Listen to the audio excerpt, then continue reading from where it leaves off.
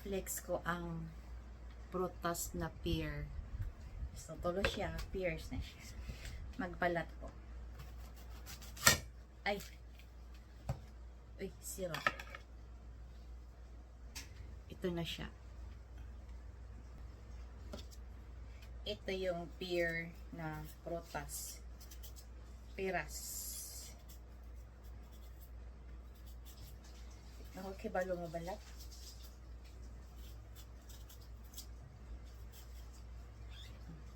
Ito na. Yan na, balata na. Ito siya. Ito yun. Tingnan natin. Masarap.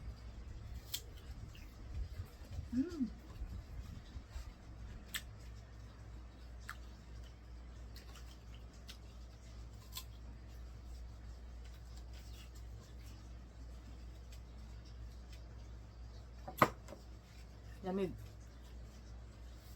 Yun lang.